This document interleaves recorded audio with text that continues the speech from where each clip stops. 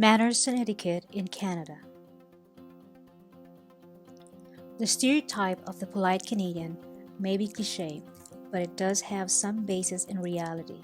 Canada is a nation with very strong conventions of social etiquette, and properly obeying and understanding these rules is an important way to fit into broader Canadian society. In general, Canadians are a mostly friendly, unpretentious people who value honesty, sensitivity, empathy, and humility in their relationships with friends and strangers, as well as respect for the privacy and individualism of others. While obviously many Canadians fail at honoring these lofty principles, such values nevertheless provide the essence of good manners in mainstream Canadian society. Roles and formalities.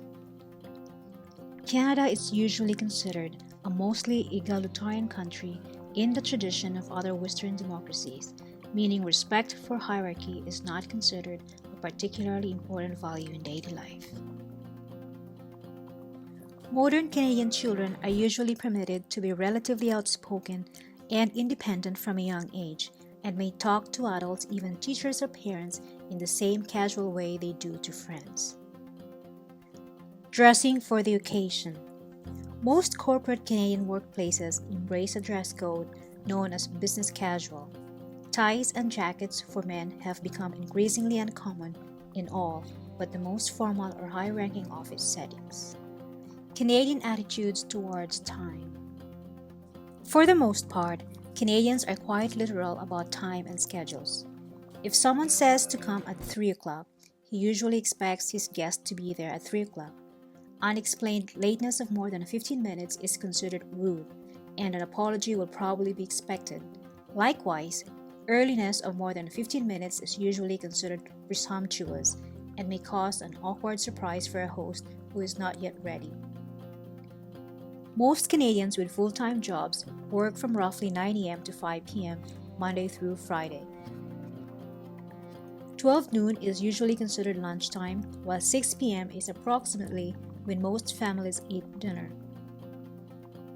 With some exceptions, telephoning people in the very early morning or very late night is considered rude and disruptive. Most do not appreciate being disturbed at work either. Weekends, that means Saturday and Sunday, when most people do not work, tend to be the most busy and active days for socializing, though Sunday morning can be a somewhat taboo time to make plans since many religious Canadians will be attending church. Greetings. Canadians meeting for the first time usually shake hands to introduce themselves and may shake hands before departing as well. A handshake is the common greeting between strangers. Shaking with a firm hand and eye contact reflects confidence. Canadians may laugh lightly over handshakes to diffuse the formality. It is considered extremely rude and offensive to not shake hands with someone after they extend their hand to you. Refusing to shake is generally regarded as an overt gesture of animosity and is usually only done when the other person has done something horrible or is so well known for being such a terrible person that it would be considered scandalous to greet them in a polite way. The opposite is also true. However, shaking hands with a controversial person can be a gesture of making peace or showing acceptance. Greetings are usually informal in social settings. First names are normally used in initial introductions or shortly thereafter. Kissing remains mostly reserved for family or lovers, though some French Canadians may partake in the European practice of giving light cheek kisses as part of a friendly greeting. Physical greetings depend on one's sense of another person's comfort level. Hugs, back slaps, and nods may all be used to greet someone knows well. Short hugs are becoming more common for closer friends, particularly women. Canadians tend not to discuss religion in public or explicitly with those that they don't know very well. They are free to choose whether they want to identify themselves as a religious person or not to avoid potential confrontation and judgment. Conversations around religion are still welcome, but people may not like it when others try to promote their faith or speak defensively about it, including atheism. Preaching in social conversation can be seen as irritating and self-righteous. It is common for Canadians to say sorry in socially awkward situations, even when an apology isn't necessarily needed. This is often a polite way to punctuate an awkward moment and keep conversation moving. Always say please when asking someone for help. It is often considered impolite to ask a direct question about someone's salary, wealth, weight, or age. Asking personal questions about one's marriage or relationship can also be seen as an invasion of privacy. Similarly, some people become very uncomfortable when asked about their political affiliations or who they voted for. Spitting in public is considered rude. If there is a line for something, always queue and wait for your turn. To call over a waiter or person of service, do not wave or yell. Instead, keep an eye out for them until they make eye contact, and then nod or raise your hand. You can also gently say, "Excuse me," as they pass by. Loudly clearing one's throat can be seen as antagonizing. Yelling and strong outbursts of emotion are not appropriate behaviors in public. It is very rude to speak with your mouth full of food. If someone is using a cash point or ATM in front of you, divert your gaze away from them and stand a few feet away to give them privacy. Canadians are quite patient and are therefore unlikely to appear pushy or frantic for time in casual situations. That being said, they are very punctual people and expect promptness. It is not appropriate to be more than 10 to 15 minutes late to an appointment without warning the person beforehand. Visiting and eating. Make arrangements with the person before visiting them or their home. Do not arrive unannounced. It is usually necessary to call ahead if you will be arriving more than 10 minutes late to a small gathering of people. It is impolite to bring friends or family to someone else's home without asking the host first. Ask whether you should take off your shoes before entering someone's home. If your host asks whether you would like more food, it is okay to decline or accept, depending on how hungry you are. Neither is considered rude. It is polite to offer to help clean up the meal with your host when everyone has finished eating. If you are eating a meal at someone's house, dishes are usually passed around so that each person can get a share of food. If you do not want to eat one of the dishes being passed around, it is acceptable to refuse by just continuing to pass it along. Tipping. Waiters, waitresses, and service attendants expect tips to make their living. Accordingly, restaurants that offer table service do not include a service charge in the cost of the bill.